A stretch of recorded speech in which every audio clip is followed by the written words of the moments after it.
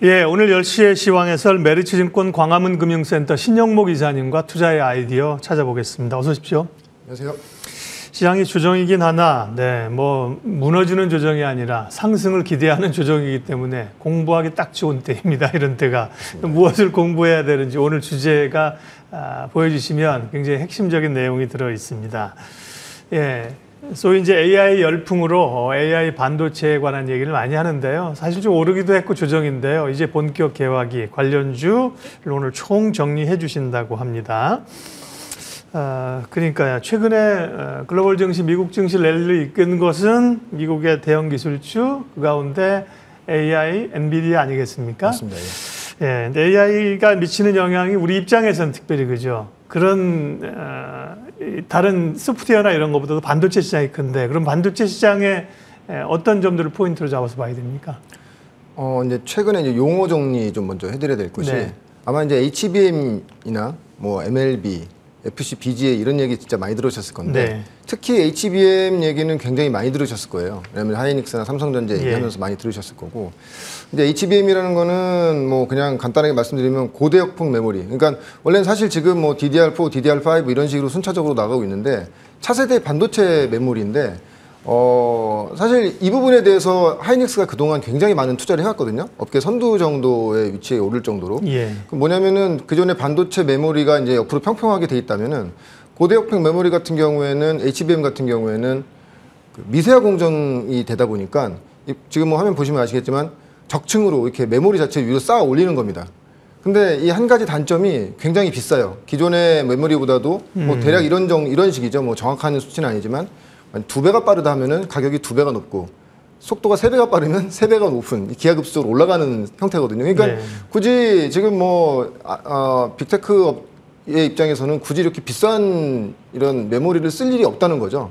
근데 이게 엔비디아에서 GPU 관련돼서, 그리고 AI 반도체 관련돼서 지난번에 이제 우리가 실적 발표하면서 주가가 굉장히 튀었는데, HBM3를, 하이닉스 HBM3를 아예 채택을 해버렸습니다. 왜냐면은 결론적으로 지금 메모리의 어떤 속도의 문제이기 때문에, 어떤 챗 GTP로 인해서 생성형 AI 시장의 이 개화기가 이 스피드의 문제, 속도의 문제이기 때문에 메모리의 처리 속도가 기존보다 혁신적으로 올려야 되는 그런 어떤 문제에 봉착하게 된 것이죠. 그래서 이 다음 차트 보시면 아시겠지만 원래 HBM 시장이 기존에 있었습니다. 근데 뭐 많이 나가진 않았죠. 근데 지금 보시면 아시겠지만 HBM 시장 자체가 하이닉스가 지금 전 세계 점유율 한 50% 가져가고 있고, 삼성전자, 마이크론인데, 그래서 최근에 하이닉스의 주가가 가장 좀 좋았던 게 삼성전자보다 이 눈에 띄게 차별화됐던 가장 큰 이유가 이 HBM 시장에서 1위. 그러니까 새로운 산업이 열렸을 때 1위 업체가 그 수혜성이 굉장히 큰 것이죠. 그래서 최근에 이제 뉴스플로우 보시면 아시겠지만 엔비디아가 지금 하이닉스와 같이 이제 협업을 해서 차세대 지금 HBM4 차세대 또 만들겠다고 얘기하고 있고, 근데 이렇게 되면은 삼성전자 입장에서는 급해질 수밖에 없겠죠. 예. 따라가야 따라가야 되는 입장이기 때문에, 그렇게 되면은 HBM 관련된 장비 투자라든지 그와 관련된 밸류체인에 있는 종목들이 투자 기대감이 굉장히 많이 생기는 것입니다. 그래서 최근에 보시면은 장비주들 중에서도 모든 장비주들이 오르는 것이 아니고, 뭐 예전에 뭐 전공정, 후공정 이런 장비들 중에서도 HBM 투자 관련된 장비주들이 훨씬 더 강하게 올라왔다. 그래서 보시면 SK 하이닉스가 이제 그 수혜가 가장 크고요. 장비주로는 뭐 한미반도체, STI, PSK 홀딩스라든지 그 외의 종목들이 굉장히 많습니다. 왜냐하면 뭐 장비가 뭐 한두 대 들어가는 것이 아니기 때문에요. 네. 그래서 아마 향후에는 HBM 관련된 이런, 그러니까 이게 과연 테마냐 아니면 산업이냐로 봤을 때는 전 개인적으로 산업이라고 보고 있어요. 왜냐면은 엔비디아가 치고 나갔기 때문에 그 경쟁사의 AMD 같은 경우에도 HBM 그 시장에 안 들어올 수가 없겠죠. 지금 뉴스 나온 거 보면은 AMD 같은 경우에는 엔비디아보다도 2배 이상의 HBM을 쓰겠다고 얘기하고 있으니까, 그럼 이 시장이, 그러면 뭐 그뿐만이 아니라 그 외에 뭐 빅테크라든지 중국의 또 빅테크 업체도 투자가 돼야 되기 때문에 어떤 산업이 열리는 초기 국면이다. 근데 지금은 뭐 당연히 뭐 기대감으로 주가들이 가는 흐름이지만 아마 하반기나 내년 상반기부터는 관련주들의 어떤 본격적인 수주가 나오지 않겠는가 그렇게 보고 있고, 지금 CPU나 GPU 관련돼서 엔비디아가 HBM을 이 채택을 얘기했기 때문에 그것만 중요한 것이 아니라 그 밑으로 가는, 그래서 정보를 제대로 전달할 수 있는 그 보드 시장, 그러니까 우리가 이제 기판이라고 하는데 기판 시장도 변화가 올 수밖에 없습니다. 왜냐하면 빠른 정보 전달을 그대로 메인보드에 넣어줘야 되기 때문에 그래서 아마 얘기 많이 들어보신 게 FCBGA 얘기 들으셨을 네. 거예요. 그래서 보면 뭐 관련돼서 LG이노텍이나 삼성전기 워낙 이 회사들은 큰 회사니까 최근에 주가로 봤을 때는 뭐 TLB라든지 대덕전자, 심텍 그러니까 우리가 기판 업종이라고 얘기하잖아요. 그러니까 새로운 기판 수요가 원래는 뭐 DDR5 정도 기존의 기판으로도 충분히 뭐 이 기판 시장의 확장성을 가져갈 수 있었는데 새로운 AI 반도체 등장으로 인해서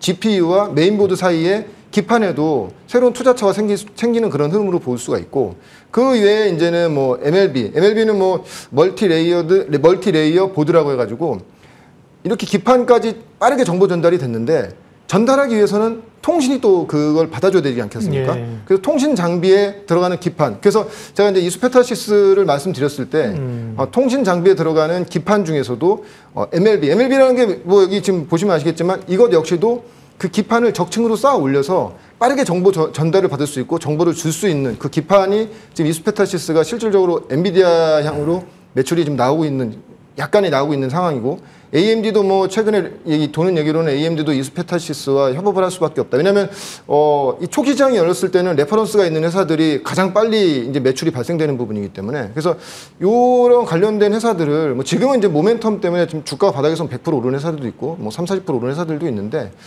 계속 보고 계시면서 아마 제 생각에는 지금 이제 막 AI 반도체라는 얘기가 시작됐기 때문에 이제 경영 전략을 새로 짰을 때 하반기부터는 관련된 매출이 직접적으로 나오지 않겠는가 좀 예상하고 있습니다. 그래서 이런 용어 정리하시고 또 관련된 업종들 여기 말고도 굉장히 많은 종목들이 있는데요. 그런 종목들을 지금부터 하나씩 차곡차곡 좀 공부하시는 게 좋을 것 같습니다.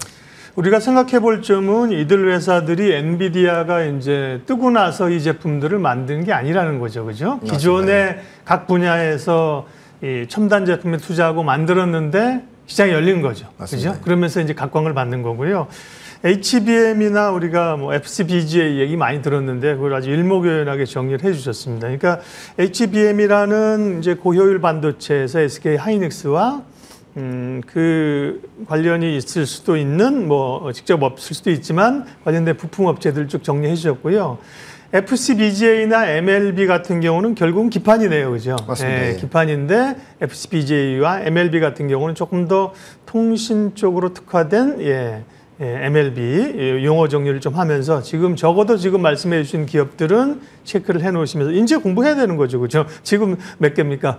2, 4, 6, 8, 9개입니까? 저 9개 다 사시겠습니까? 뭐 훨씬 더 많은 종목들이 있는데 이제 대표 종목들만 좀 말씀을 드리겠습니다. 보시는 분들도 9개도 다 못 산다니까요. 그러니까 이걸 보고 이제 공부를 이런 거구나. 이게 정말 되나? 이렇게 공부를 하셔야 되는 거고요. 자, 그러면 이제 오늘은 AI 반도체 얘기를 해주셨고 오늘 히든밸류 종목은 이쪽 분야에서 그럼 소개해 주실 겁니까? 네, 맞습니다. 밸류체인 있는 회사고요. 직접 탐방을 지난달에 다녀왔던 회사고요. 회사명은 태성입니다. 태성이고 일단은 좀 기업 이름 굉장히 생소하시죠. 저도 사실 탐방 가고 공부할 때 굉장히 생소했습니다. 근데 이제 기본적인 투자 아이디어는 뭐냐면은 태성 같은 경우에는 국내 PCB 그러니까 기판 자동화 설비 1위 업체고요. 아마 턴키 방식으로 이 장비를 제공할 수 있는 국내 유일한 업체라고 보시면 될 것 같습니다. 근데 투자 아이디어는 뭐냐면은 우리가 아까 서두에도 말씀드렸지만 HBM 관련돼서 이제 이런 수혜성이 나오는 첫 번째 어떤 섹터는 장비주들이 당연히 이제 센 것이고요. 그래서 소재주들보다 지금 반도체 업황에서 장비주들이 훨씬 가장 큰 이유가 일단 선제적인 투자가 이루어지는 것이 장비 쪽 투자가 이루어진다는 것이고 그 두 번째로 말씀드렸던 FCBGA라든지 기판이고 그리고 MLB 같은 이런 기판을 만들었을 때 기판을 만드는 회사들도 당연히 수혜가 크겠지만 그 기판을 만드는 장비를 제공하는 회사들도 수혜가 클 수밖에 없다. 지금 HBM과 같은 맥락으로.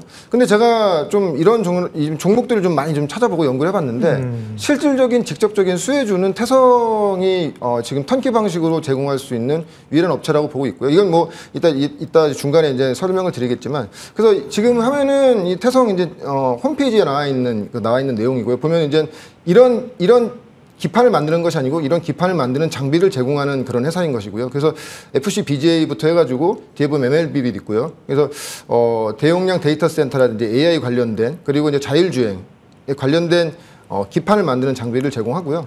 지금 태성과 이제 관계 있는 회사들 관련사와 그리고 태성 설비로 생산되는 PCB 종류입니다. 지금 가장 중요한 것이 가장 앞에 있는 FCBGA 그 AI라든지 챗GPT 관련된 자율주행에 이제 FC-BGA가 가장 많이 쓰이는, 향후에 가장 많이 쓰일 것으로 예상하고 있고요. 향후에 모바일 시장까지도 이제 그 AI 시장이 열린다고 하면은 바로 오른쪽에 보시는 FC-CSP 관련된 아마 이런 기판도 굉장히 많이 나중에 굉장히 많이 나갈 것으로 보고 있습니다. 이것도 이제 약간 기억해 두셨다가 나중에 공부해 보시면 좋을 것 같고, 그리고 가장 하단에 있는 MLB 같은 경우에도 이제 신규 수요, 그러니까 새로운 기판이 나옴으로 인해서 신규 장비 수주가 나올 수밖에 없는 이런 상황이라고 보시면 될 것 같고요. 그래서 태성이 만드는 장비, 저는 사실 기판을 만드는 것이 이렇게 여러 공정이 필요하다고 생각지 않았거든요. 예. 근데 다음 장표 보시면 아시겠지만 한 10가지 이상의 공정이 필요합니다. 지금 파란색으로 돼 있는 공정이 태성이 장비를 만들 수 있는 공정이고요.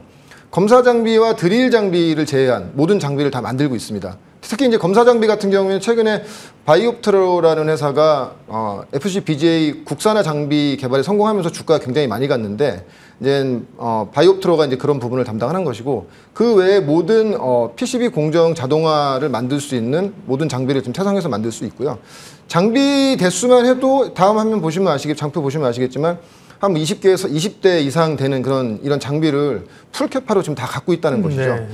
근데 이 매출액 구조로 봤을 때는 근데 국내의 어떤 이런 턴키 방식으로 이런 장비 제공하는 회사가 매출이 적어라고 이야기할 수 있는데, 사실 PCB 업종의 어떤 최대 시장은 중국이었습니다. 대부분 중국에서 이제 장비가 나오고 PCB도 다 중국에서 만드는데, 이 기판이 고효율화되면서 이제 이 장비, 그에 맞는 장비도 굉장히 중요해진 것인데요.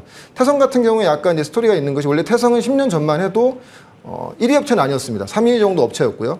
1, 2위 업체가 있었는데, 당시에 10년 전이라면 당연히 모바일이 굉장히 커질 시장이었는데, 그때 이제 무리하게 1, 2위 업체가 증설을 하면서 이 부도가 나거나 아니면 영세 업체로 전락되면서 태성이 이제는 1위 업체로 올라서게 된 이런 약간 스토리가 있습니다. 그래서 지금 다음 장표를 보시면은 국내 아까 말씀드렸던 전방 업체들의 이 투자 규모가 지금 나오고 있는데, 삼성전기가 1조 9천억 정도의 이제 FC-BGA 증설 지금 하고 있고요. 하려고 계획 중에 있고요. LG노텍도 신규로 이제 이 시장에 들어오려고 1조 이상의 설비 투자. 그리고 이제 뭐 대덕전자라든지 심텍 같은 경우에도 이미 기존에 이제 관계사인데, 지금 FC-BGA 관련돼서 이제 공장 증축에 대한, 증설에 대한 이건 이제 아마 뉴스 쳐보시면 아실 텐데, 이제 투자 아이디어는 이런 것이죠. 물론 여기에 이런 FC-BGA라든지 MLB 투자권들이 모두 태성한테 오지는 않을 겁니다. 뭐 당연히 이제 기존 중국 업체도 있을 것이고, 예. 일본 업체도 만드는데, 근데 굳이 이제 지금 이렇게 미국과 중국의 어떤 반도체 전쟁, 그리고 첨단 산업 부분에 대해서 굉장히 첨예하게 대립되어 있는 이런 상황에서 중국산 장비를 그대로 쓸 것이냐, 국내에 만드는 이 증설 장비는 당연히 국내 업체한테 맡기는 것이 당연하다고 생각하고 있고요. 그래서 만약에 이런 관련된 증설이 본격적으로 된다고 하면은 태성의 어떤 그 수혜가 가장 클 것으로 예상하고 있습니다. 그래서 상장사와 비상장사 중에서는 아마 단품으로, 아까 전에 지금 장비가 굉장히 많았지 않습니까? 단품으로 제공하는 회사들은 있을 수가 있는데, 이게 턴키 방식으로 제공하는 회사는 태성에 유리하다고 보시면 될 것 같고, 그래서 네. 실질적인 매출은 아마 하반기부터 FC-BGA나 MLB 관련된 매출이 나올 것으로 예상하고 있고요. 단순히 이제 본업만 좋아진다라고 본다면, 사실 제가 되게 좋아하는 성장 스토리가 본업이 좋아져서 회사가 좋아지는 것 플러스 네. 성장 스토리가 있는 회사를 좋아하거든요.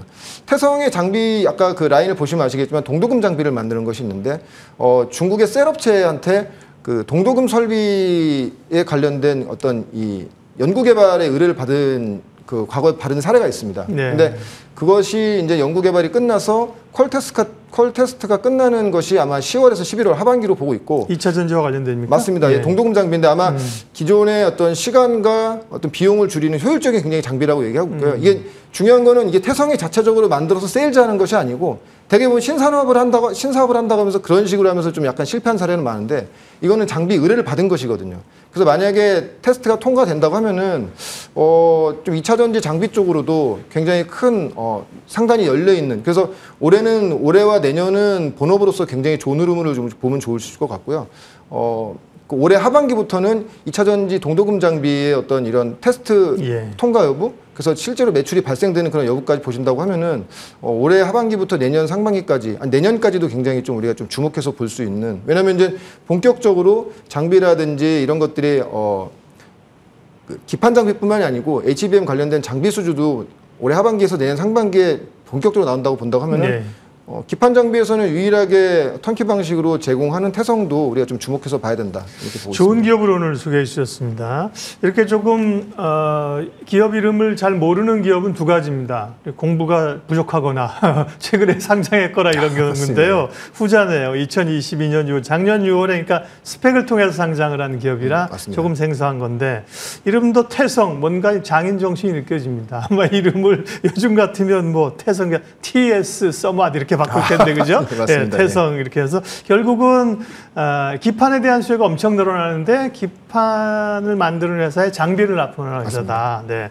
다만 지금 아직까지는 이제 캐파가 좀 작다는 거, 그게 이제 얼마나 빠르게 성장률이 늘어나느냐가 관건이네요, 그죠? 아직은 연간 매출이 작년에 600억, 예, 올해는 더 늘어나겠군요. 시총이 매출이 600억인데 시총이 600억이에요? 예. 시총이 600억이니까 아직은 조금 스몰 들어가거든요. 성장성을 좀 봐야 되고요. 주가는 지금 2,640원 조금 올라온 흐름인데요. 이런 건 사실 단기적인 목표가를 사실 잡는 거는 큰 의미는 별로 없는데, 그죠? 네. 왜냐면 어떻게 됐건 네. 본업 자체가 이제 성장으로 열리기 때문에 이제 그 장기적인 투자 관점으로 보신다고 네. 하면은 본격적으로 아마 장비 발주는 하반기부터 나오겠죠. 네. 그래서 목표가를 4,000원으로 지금보다 좀 높게 잡았는데, 이건 말씀드린 것처럼 뭐 트레이딩 관점으로 이렇게 하루 이틀 오르는 것보다는 긴 흐름으로 보시는 게 훨씬 더 좋은 전략이죠. 오늘 10시 시황에서는 메리츠증권 광화문 금융센터 신영목 이사님께서 또 좋은 내용들을 정리를 해주셨습니다. 고맙습니다. 고맙습니다.